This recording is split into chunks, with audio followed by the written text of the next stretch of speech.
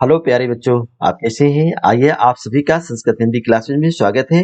मैं D Lal lecturer GRV inter college Rath Hamirpur Uttar Pradesh से आप सभी को आज हम उत्तर प्रदेश माध्यमिक शिक्षा परिषद बोर्ड द्वारा स्वीकृत कक्षा 11 विषय हिंदी खंड का काव्य विभाग है और आज हम आपके लिए पाठ 4 का गोस्वामी तुलसीदास जी द्वारा विरचित बहुत ही इम्पोर्टेंट दोहावली जो आपके लिए बहुत ही आवश्यक है और आपके जीवन के लिए हम सभी के लिए बहुत ही उपयोगी है। इसका हम आप लोग अध्ययन करेंगे और इसके पहले की वीडियो में हम आप सभी ने जो अध्ययन किया कवितावली और उनकी गीतावली और भरत महिमा का आपने अध्ययन किया था और आज हम आप लोग जो अध्ययन करने वाले हैं वो देखिएगा। ये भाग 5 है और इसमें 4 वीडियोस बन चुकी हैं। ये 5वां पार्ट है। 5वें पार्ट में गोस्वामी तुलसीदास जी द्वारा विरचित ये दोहावली का हम आप लोग अध्ययन करेंगे। तो आइए पहले पूरे पूर्ण मन के साथ आप अपनी पुस्तक ले लें, नोटबुक ले लें और बैठेंगे सभी लोग। जो इम्पोर्टेंस हो उसको देखिएगा। अगर कहीं आपको असुविधा होती है, नहीं समझ में आता है तो आप कमेंट जरूर कीजिएगा, आप नोट करिएगा, हम उसका उत्तर भी देंगे और संतुष्ट भी करेंगे। तो आइए शुरू करते हैं। देखिए ये दोहावली है आप सभी के लिए जो दोहा इसमें दिए गए हैं बेटा। तो इन दोहों में देखिएगा ये 4 हमने दिया है और कुल आपके 10 दोहे हैं। तो इन 10 दोहों को हम आप लोग आपके पाठ्यक्रम के अनुसार आप सभी के लिए बहुत ही इंपॉर्टेंट परीक्षा के लिए और कहीं ना कहीं देखिएगा जितने भी पाठ दिए जाते हैं परीक्षा में पास होना तो आसान है, लेकिन जो हम आप लोग अध्ययन करते हैं ये अपने जीवन में उपयोगी और अनुभूतियों के लिए, आनंद के लिए, सौंदर्य के निरूपण किया जाता है उसका लिए आवश्यक होता है। तो आइए शुरू करते हैं। देखिएगा सबसे पहले ये दोहावली में दोहा दिए गए हैं और दोहा के बारे में आपको पूर्व में भी हम बता चुके हैं कि 4 चरण दोहा एक अर्ध सम मात्रिक छंद है। इसमें 4 चरण होते हैं। प्रथम तथा तृतीय चरण में 13 मात्राएं होती हैं। द्वितीय तथा चतुर्थ चरण में 11 मात्राएं होती हैं। इसे हम दोहा छंद कहते हैं। तो आइए उदाहरण कैसे है आप देखिएगा। हरो चरहि तापहि बरत फरे पसारहि हाथ तुलसी स्वारत मीत सब परमारथ रघुनाथ। गोस्वामी तुलसीदास जी कहते हैं कि प्रस्तुत काव्य पंक्तियों में हम एक एक की व्याख्या भी करते चलेंगे और आपको बताते चलेंगे संक्षेप में। पहले आइए हरो माने क्या होता है? हरा भरा। चरई माने चरते हैं, चर लेते हैं और तापई माने तापते हैं, बरत माने जलती हुई, फरे माने फल लगने पर, अब पसारई माने फैला करके, हाथ को फैला करके मांगते हैं। तुलसीदास जी कहते हैं स्वार्थ मीत सब, सभी स्वार्थी हैं, परमारथ रघुनाथ, केवल रघुकुल के शिरोमणि श्री राम ही परोपकारी हैं, दूसरों के कल्याण के लिए ही हित में चिंतन करते रहते हैं। तो आइएगा इसका संदर्भ जान ले। प्रस्तुत दोहा छंद हमारी पाठ्य पुस्तक हिंदी काव्य के दोहावली नामक शीर्षक से अवतरित है और इसकी रचयिता कविवर गोस्वामी तुलसीदास जी हैं। तुलसीदास जी ने क्या कहा है आइए इसके संदर्भ में जाने। इस नीति विषयक ये दोहे हैं। ये क्या है? नीति विषयक है और दोहे में कवि ने संसार के प्राणियों की स्वार्थपरता का बहुत ही मार्मिक चित्रण प्रस्तुत किया है। ये इसका संदर्भ रहा है। व्याख्या आप जान लीजिएगा। गोस्वामी तुलसीदास जी कहते हैं कि सारा संसार, इस संसार में जब वृक्ष हरे भरे होते हैं, जब वृक्ष हरे भरे होते हैं तब पशु पक्षी इन्हें चरते हैं। जब ये हरे भरे वृक्ष होते हैं तो पशु पक्षी इन्हें चरते हैं और जब ये सूख जाते हैं तो लोग इन्हें जला करके अपना खाना पकाते हैं और तापने लगते हैं। और जब उन्हीं वृक्षों में फल आ जाते हैं, पेड़ों में जब फल लग जाते हैं तो ये मनुष्य लोग वहां जाते हैं और हाथ फैला करके उनसे फल ले लेते हैं। इस प्रकार प्राणी सब प्रकार से अपना ही स्वार्थ सिद्ध करते हैं और अपना ही स्वार्थ सिद्ध करने में लगे हुए हैं। गोस्वामी तुलसीदास जी कहते हैं कि परमार्थ तो परमार्थ के मित्र तो केवल प्रभु श्री राम हैं। परमार्थ के मित्र तो मीत सबाया, मीत माने मित्र होता है, सभी मित्र। परमार्थ के मित्र तो केवल प्रभु श्री राम हैं या रघुनाथ जी ही हैं, जो हर समय प्रेम करते हैं और दीन स्थिति में तो विशेष रूप से वो आपसे प्रेम करते हैं। प्रस्तुत काव्य पंक्तियों में गोस्वामी तुलसीदास जी ने वृक्षों के माध्यम से संसार के सभी प्राणियों में हम सभी के लिए स्वार्थ की प्रवृत्ति का एक चित्रांकन करते हुए किया है, और यहाँ जगत के प्रति वैराग्य की भावना भगवान श्री राम के प्रति अनुराग की प्रेरणा दी है। तो इसमें भी कहीं न कहीं भाषा इसकी ब्रज भाषा है, और इसमें बताया ब्रज भाषा है, और शैली इसमें मुक्तक है, और अलंकार इसमें अन्योक्ति अलंकार है। अलंकार क्या है? अन्योक्ति अलंकार है। दोहा नामक छंद है, शब्द शक्ति इसमें लक्षणा है, और व्यंजना है, दोनों है। तो प्रसाद गुण है, शांत रस है। तो अगला देखिएगा, मान राखिबो मांगिबो पियसो नित नवनी हो, तुलसी तीनों तब फबे जो चातक मत ले हूँ। तुलसीदास जी, गोस्वामी तुलसीदास जी कहते हैं कि इस दोहे में कवि ने चातक की विशेषताओं पर प्रकाश डालते हुए बताया है कि चातक के मन की तरीके मांगने वाला होना चाहिए, सम्मान करना दे। मान राखिबो अर्थात सम्मान की रक्षा करना। मान राखिबो मतलब सम्मान की रक्षा करना। मांगना, मांगिबो माने मांगना। अपियसो नित नवने हो अर्थात अपने प्रिय से नित्य नया नया प्रेम करना। अपने प्रिय से नित्य माने हमेशा, नित माने हमेशा, नव नेहु अर्थात नया नया प्रेम करना, निरंतर प्रेम बढ़ाना। ये तीनों बातें क्या? मांगना, सम्मान रखना और नया नया प्रेम प्रस्तुत करना। तुलसीदास जी कहते हैं कि ये तीनों बातें तभी शोभा देती हैं जो चातक मत ले हो, जब चातक का सिद्धांत स्वीकार किया जाए। किसका? चातक का मत की तरह उसको स्वीकार किया जाए। तात्पर्य यह है कि चातक केवल एक ऐसा प्राणी है जो अपने प्रिय बादल से ही मांगता है। वो चातक जो होता है बादल से ही मांगता है, और केवल स्वाति नक्षत्र की बूंद ही मांगता है, और कोई पानी कभी नहीं पीता है। ये पपीहा कहते हैं, जिसको हम चातक कहते हैं। चातक एक पपीहा प्राणी होता है, पक्षी है, जो स्वाति नक्षत्र की बूंद का जल ही आकाश से जब गिरती है तभी उसको पीता, अन्यथा नहीं पीता है। अर्थात उस बूंद की प्राप्ति के लिए वो बादल से नित्य नया नया प्रेम करता है और प्रार्थना करता है, पान पियो पान पियो। उसी प्रकार व्यक्ति को भी केवल अपने प्रिय से ही मांगना चाहिए, अपने ईश्वर से ही मांगना चाहिए। उसकी इच्छाएं अल्प होनी चाहिए, और इच्छा पूर्ति के लिए ही प्रिय से नया नया प्रेम जोड़ना चाहिए।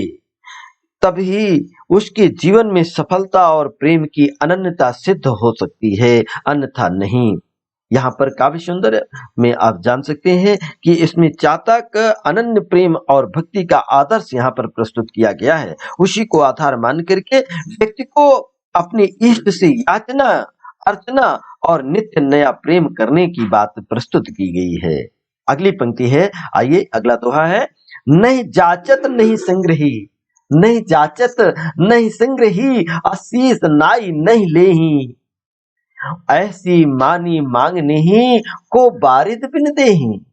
तो को बारिद बिन दे, तो इसमें भी नहीं जाचत नहीं पारखी अर्थात नहीं जाचत माने मांगना, और नहीं संग्रही इकट्ठा करना। अब बारिद माने बादल, बारिद माने बादल होता है। तो इनको भी यहाँ पर कवि ने किस प्रकार से बहुत ही मार्मिक चित्रण प्रस्तुत करते हुए बताया है कि तुलसीदास जी कहते हैं कि यह चातक अपने मुख से तो मांगता नहीं है। चातक जो यहाँ पर दिया है कि यह चातक अपने सुख अपने मुख से तो मांगता नहीं, और यदि कोई दे देता है, चातक कभी अपने मुख से मांगता नहीं है। अगर कोई अपने मन से दे देता है यदि कोई दे देता है तो आवश्यकता से अधिक वो उसे ग्रहण भी नहीं करता है, उसे इकट्ठा नहीं करता है। आपने देखा स्वाति नक्षत्र की बूंद सिर्फ बादल से ही वो मांगता है, और चातक जो होता है वो मुंह चोंच को फैलाकर वही स्वाति नक्षत्र की बूंद को ही केवल पी लेता है, उसके बाद और वो इकट्ठा नहीं करता है।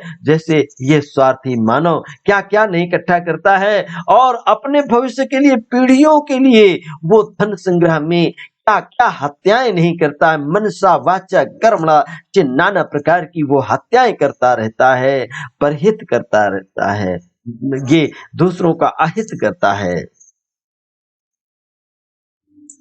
तो इसको भी आप जाने कि न संग्रही न वो उसे इकट्ठा करता है, शीश नाई नहीं ले, और ये कभी इकट्ठा करके नहीं रखता और कभी भी सिर झुका करके भी नहीं लेता।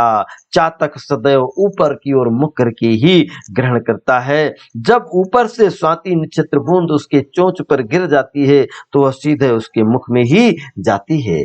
और ऐसे मांगने वाले, ऐसे स्वाभिमानी चातक को बादल के बिना कौन दे सकता है। ऐसी मांगने ही, अर्थात ऐसी मांगने ही, ऐसे मांगने वाले को, ऐसे स्वाभिमानी को कौन बादल के समान, बादल के अलावा और कौन दे सकता है। अर्थात अनंत जल से परिपूर्ण बादल ही उसकी मौन याचना को पूर्ण कर सकता है, समझता है और उसे पूरा करता है।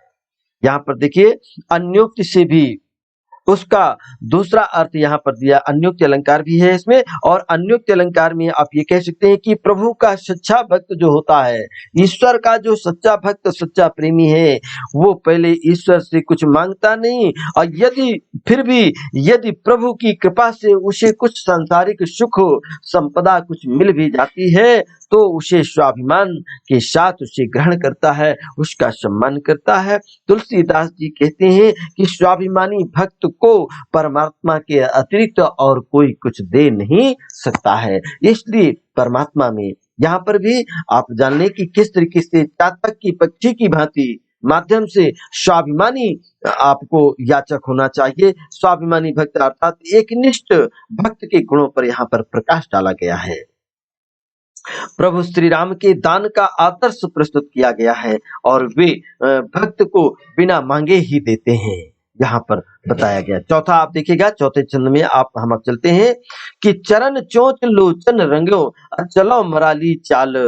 चरण में चा, चोंच में चा और लोचन में चा वर्णों की आवृत्ति, चलो में चा और चाल में भी चा प्रस्तुत काव्य में स्पष्ट हो गया कि यहाँ पर वृत्या अनुप्रास अलंकार है। तो आप देखिए चरण चोंच लोचन रंगो अचलो मराली चाल, क्षीर नीर बिभरन समय बक उघरत तेह काल। प्रस्तुत काव्य पंक्तियां गोस्वामी तुलसीदास जी द्वारा विरचित हैं, जो हमारी पाठ्य पुस्तक हिंदी काव्य में के दोहावली नामक शीर्षक में संकलित है। तो आप देखिए गोस्वामी तुलसीदास जी क्या कहते हैं कि यदि बगुला हंस बनने के लिए अपनी चोंच और अपने पैरों को, अपनी आंखों को रंग करके लाल रंग से लाल कर ले और हंस जैसे वो मराली मस्त चाल चलने लगे, तो भी वो हंस नहीं हो सकता है। अर्थात ये बगुला भी अपनी चोंच को, अपने चरण को, अपनी आंखों को रंग ले और वो भी हंस की जैसे मस्तानी चाल चलने लगे, तो वो वास्तव में बगुला ही रहेगा और हंस कभी नहीं बन सकता है। क्षीर निर्विवरण समय, तात्पर्य है कि जब दूध से पानी को अलग करने की बात आती है तो दूध से पानी को अलग केवल हंस ही कर सकता है, बगुला नहीं। तो बगुला रह जाता है और हंस हंस ही रह जाता है। दूध और पानी को अलग करते समय बगुला का होना प्रकट हो जाएगा, क्योंकि वो हंस का नीर क्षीर विवेकी गुण धारण नहीं कर सकता है।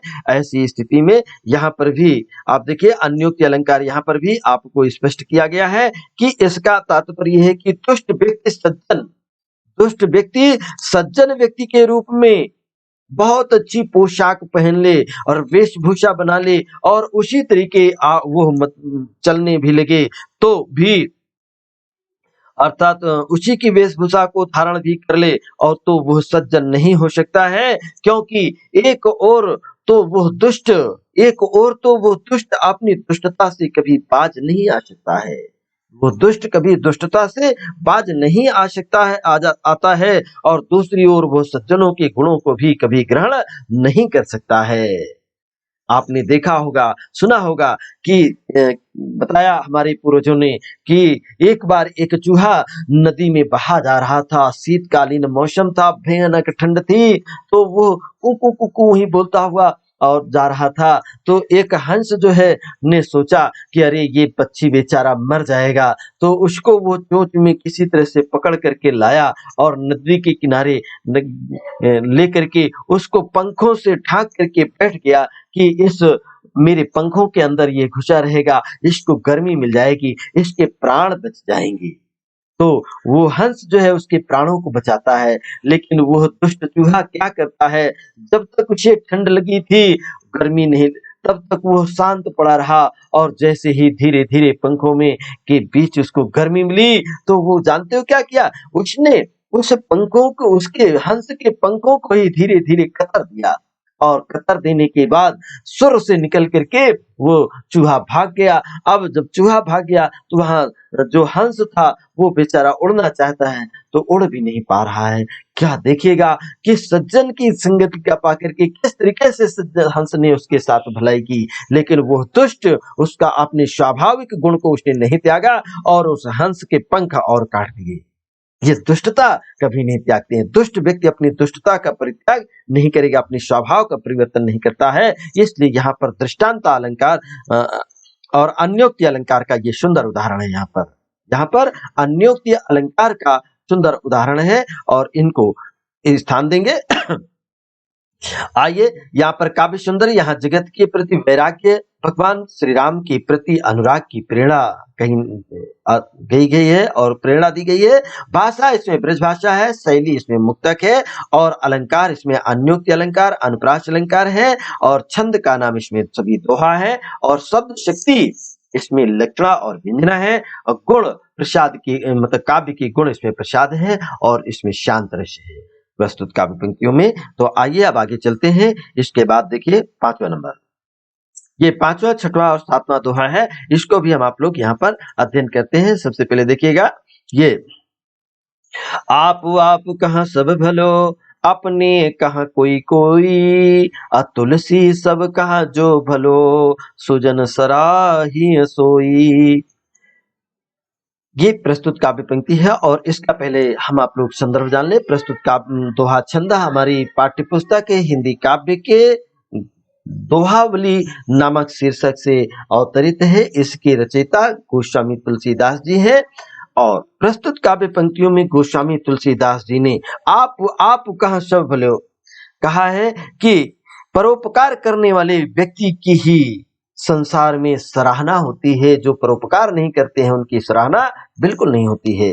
प्रस्तुत काव्य पंक्तियों में गोस्वामी तुलसीदास जी क्या कहते हैं, आइए सुनिएगा कि अपने लिए आप माने अपने लिए तो सभी भले होते हैं, अच्छे होते हैं, अपने आप के लिए तो सभी लोग अच्छे होते हैं, अपने कह कोई कोई, और अपने मित्रों के लिए, अपने सहयोगियों के लिए, अपने साथ में रहने वालों के लिए कोई कोई अच्छा होता है, अच्छे कार्य करने में लगे रहते हैं। तात्पर्य है कि अपने आप के लिए तो अपने लिए तो सभी भले होते हैं और सभी अपने लिए भलाई का कार्य करने में लगे रहते हैं, किंतु कुछ व्यक्ति ऐसे भी होते हैं जो स्वयं का भला करने के साथ ही अपने मित्रों का, अपने साथियों का, सहयोगियों का, संबंधियों का के भले के लिए भी सदैव तत्पर रहते हैं। और तुलसीदास जी कहते हैं कि सबका जो भलो, जो सबकी भलाई करते हैं, इनसे भी श्रेष्ठ वे व्यक्ति होते हैं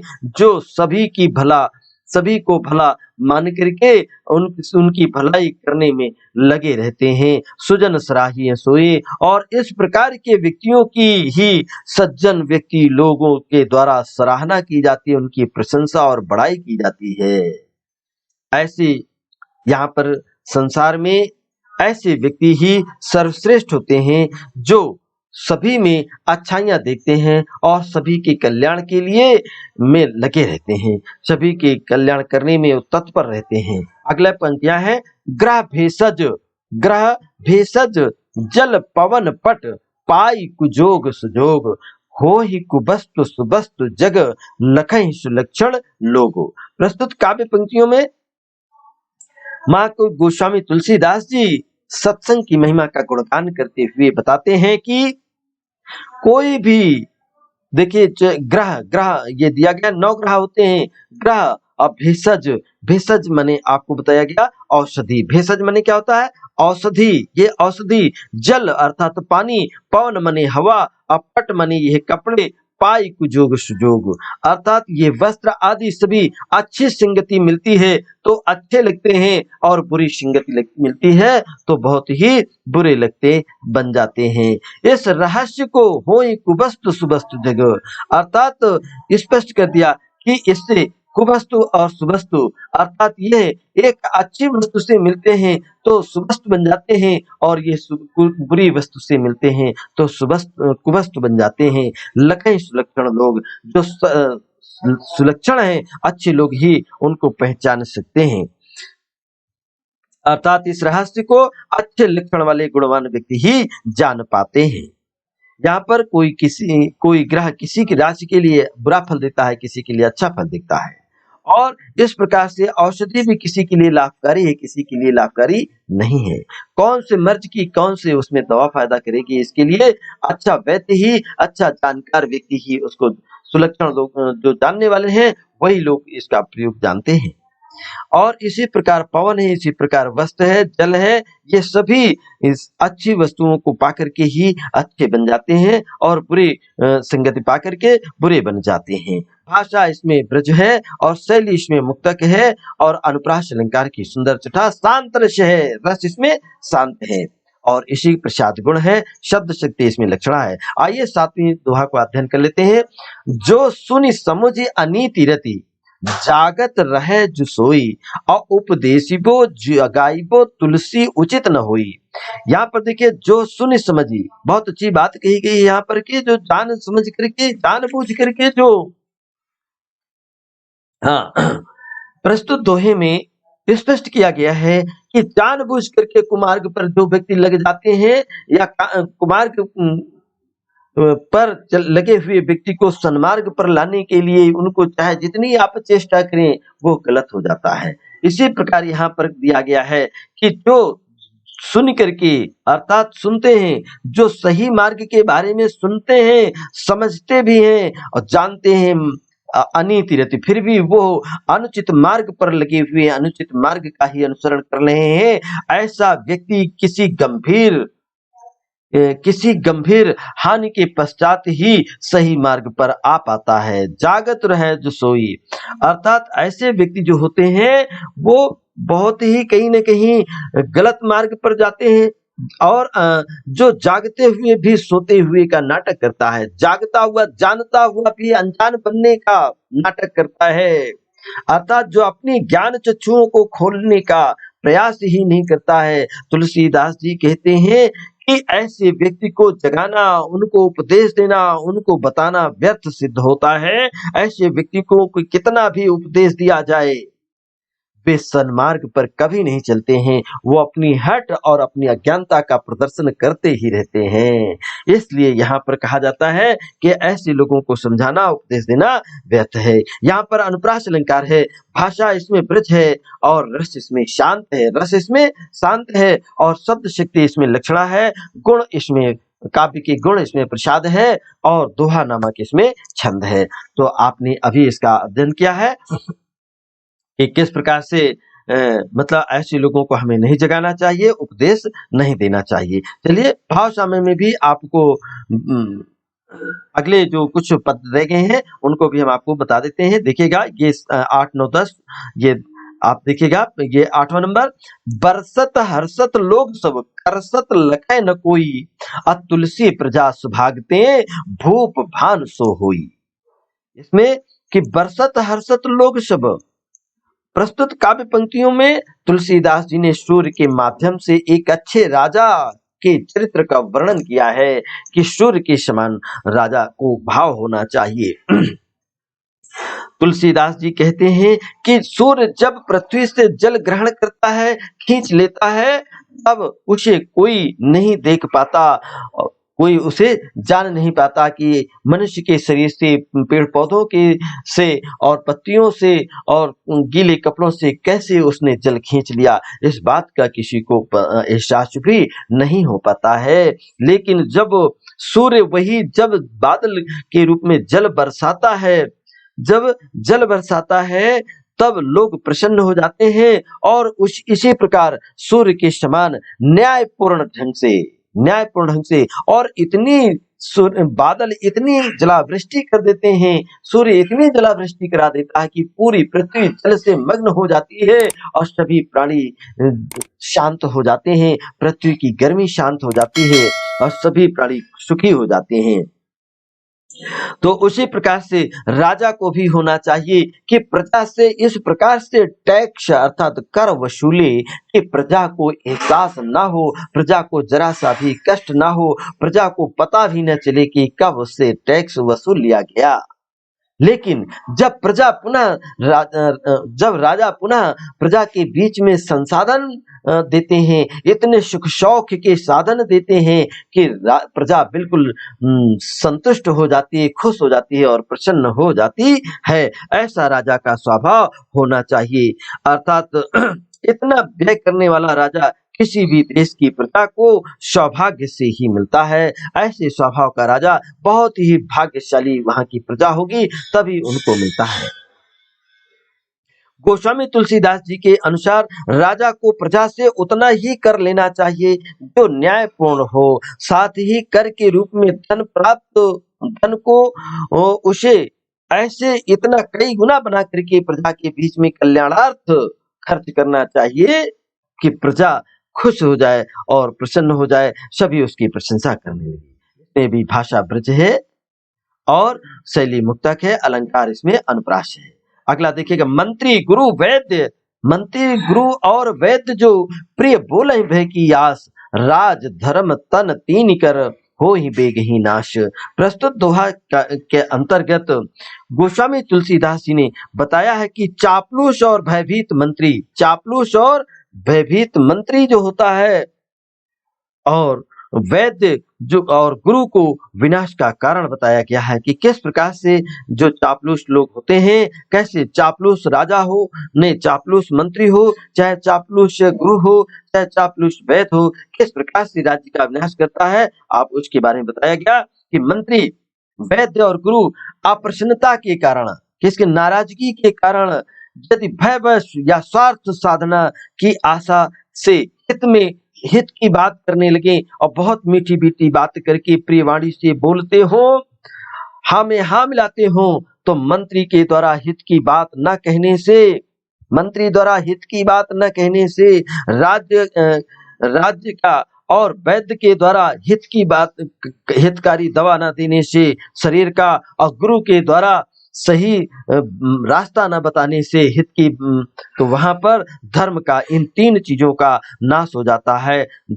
राज्य का भी नाश, शरीर का भी नाश और धर्म का भी नाश हो जाता है। प्रस्तुत पंक्तियों में स्पष्ट किया गया है। तो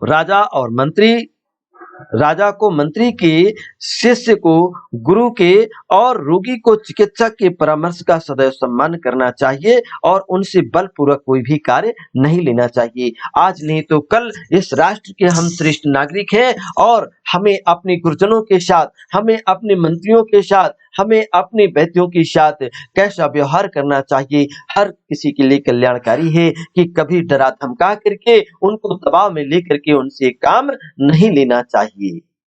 इसी के साथ अगली और अंतिम दोहा है, तुलसी पावस के समय धरी कोकिलन मौन, अब तो दादुर बोली हैं हम ही पूछे हैं कौन। प्रस्तुत काव्य पंक्तियों में गोस्वामी तुलसीदास जी ने व्यक्त किया कि जब समाज में ढोंगियों का सम्मान होने लगे, ढोंगी और पाखंडी लोगों का बोलबाला हो जाए, उन्हीं का सम्मान होने लगे और गुणवानों की अवमानना होने लगे, गुणवानों की बात को न सुना जाए, तो ऐसे गुणवान व्यक्तियों को मौन धारण कर लेना चाहिए, तटस्थ हो जाना चाहिए, अपनी बात को नहीं कहनी चाहिए।